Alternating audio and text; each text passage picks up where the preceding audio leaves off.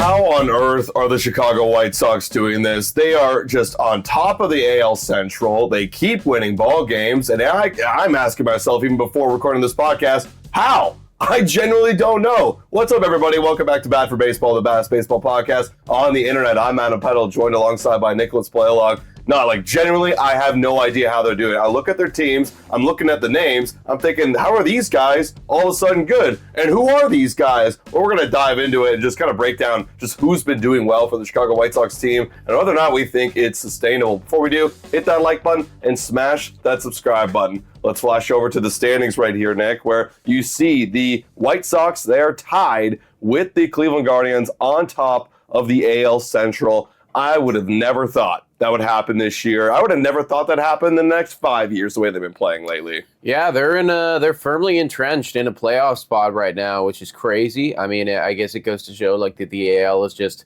that weak that they are in this mix. But again, they're playing good ball, and 38-32. I mean, it's not a groundbreaking record, but it's a good first 70 games right there for the Chicago White Sox. They have shown they are not a walkover win by any stretch of the imagination, and it is shocking because when you do look over at their roster, there are a lot of names here that you just aren't familiar with, or at least I am not familiar with it. Sam Antonacci, you know what? what I mean? Who are you? Who is that? I think he's a rookie, actually. 0 service time. I mean, that makes sense, right? But their 0 service time guy has a 0.8 WAR and a 759 OPS. So, out of nowhere, that's somebody that's getting it done right now. Miguel Vargas is having his best season by a wide margin right now. I always thought about Miguel Vargas as being this kind of, for lack of a better term, just really poor waiver wire pickup on fantasy that maybe he has 1 or 2 weeks where he gets hot and then it's drop after that. I mean, that's not the case anymore. He is cooking. So they're just getting so many, I guess, just unexpected producers, from individuals who we thought we knew, but clearly we didn't. Yeah, Colson Montgomery's another one of those guys. Again, hasn't even played a full year in the big leagues. He's got an 801 OPS, 24 years old. Again, this is just a guy coming up and doing his thing. And speaking of another Montgomery, they're starting to call up the kids now. When you look over at their top prospects, you got Braden Montgomery. He just called up and had a massive debut weekend for the White Sox. And yeah, I mean, obviously it's only 19 at-bats, but he came up and he's doing great things. And it's just part of this wave of dudes that are just here doing things in this lineup. And now obviously the big elephant in the room here is there is no Munetaka Murakami, who for the most part of the season was healthy, hitting home runs with this team. When they get him back in the lineup, he's going to be a huge boost. Of course, yeah. And he's still about 2 to 4 weeks away at the time of recording this video right now. And I mean, he was undeniably their best bat. This was somebody that was, going to almost assuredly win Rookie of the Year. And if he kept doing what he was doing, could have even been in MVP conversations. But yeah, sadly, in no MVP form, still could win Rookie of the Year if he comes back and keeps popping home runs. But that's obviously going to be a huge boost for them. I think it's crazy to me is that they're still doing this without him. Yeah. And I just realized right here, the reason we don't know any of these fucking guys is look at their service time. Yeah, exactly. You got 2 individuals that have been in the league for over a season, and then every single other one haven't, right? And even Munetaka Murakami, well, he's a rookie as well, right? He has no service time. So every single other individual hasn't been in the MLB for really long at all. So that's the reason we don't know them. But I mean, I guess the fact that we don't know them, maybe that's a good thing, right? We didn't realize that these guys had this in their bag. So shout out to the White Sox, man. All of these unexpected producers that are now making a name for themselves. Yeah, hey, good for you guys. Absolutely. I'm looking over at the original signing years too. Look at this. 2020, 2021, 2023, 2022, 2024, 2021. These are all young kids, and this guy literally 2024. This was back when they were first starting to get bad. This is the wave of players that they're now getting up to the big leagues and doing something and helping them stay on top of the AL Central. Now, I'm looking over at their pitching staff, and again, the starting rotation, I don't know how they're doing it. And if you're a White Sox fan, let us know, because I'm looking over at a guy, Davis Martin, again, like very young guy in this league and has completely turned it around this season. Look at his 2026 pitching values. Fastball, breaking ball, off speed, some deep saturated red right there. Last year, it was the complete opposite, and it feels like now he's figured it out, whatever it is. Like he's figured it out for them, and he's on top of that rotation doing great things. But other than that, like it just feels like the rotation is just good enough with Anthony Kay, Sean Burke, and Eric Fetty.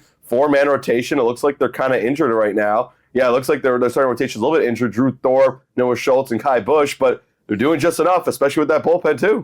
Yeah, I look at the bullpen, and the bullpen for me, it looks to me like when they're up, they can probably hold a lead. I mean, Sir Anthony Dominguez isn't the best closer in the world by any stretch of the imagination, but like they do have like, I'd say like 4 guys in there, like their back 4, like Hudson and Newcomb and Taylor, like all of them are doing really, really well right now. So like they can play the close ball game, and then when they're losing, it's like, okay, well, we're going to lose this one, so like we'll wave the white flag and play some of our other guys.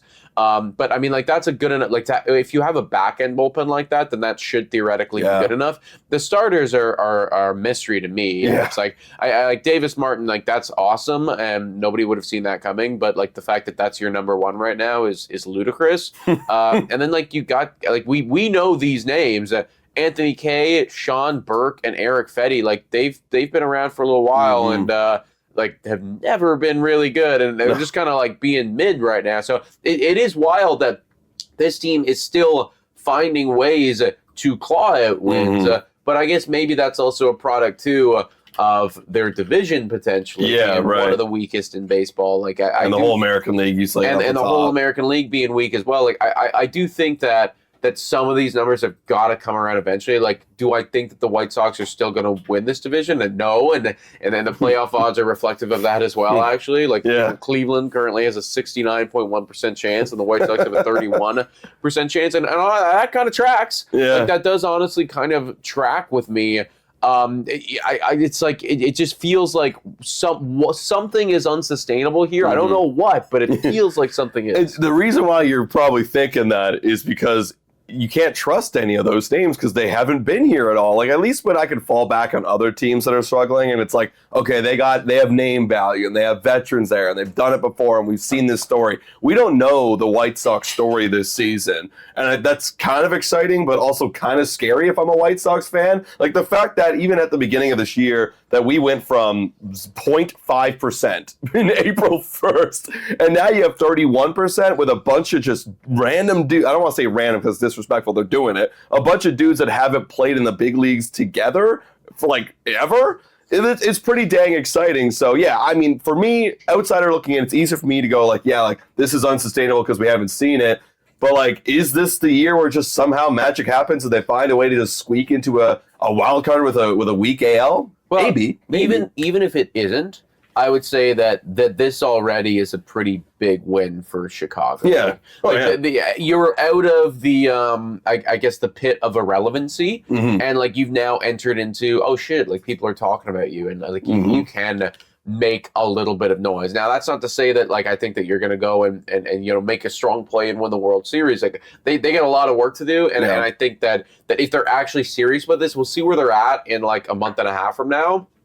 But obviously, like if you're genuinely serious about making the playoffs, I do think that you're going to need to address some stuff at that trade deadline, probably on the pitching side of things. Right, because hopefully you'll get Munetaka back and that offense. And if we didn't even highlight Randall Grichuk's on the bench going crazy about, right. So like I think their offense will likely be like good enough. It's going to be that pitching staff. So if they're serious and they actually do spend and get a starter, I mean, maybe make a play for playoffs. And I think that this is a great first year for them to just like kind of like put their foot in the sand and say like, hey, we're here right now and we're not there yet, but we're getting there. Yeah, exactly, right? And hey, congratulations to White Sox fans. I mean, we're talking about you here on Bad for Baseball. It's not about you having the worst record in all of baseball. I think that was literally the last time we talked about them. And you're right, you brought up like, yeah, like now people are having conversations about you outside of just being bad. this is good, and it's good for the city of Chicago and White Sox fans in general. But guys, let us know your thoughts in the comments down below. Do you believe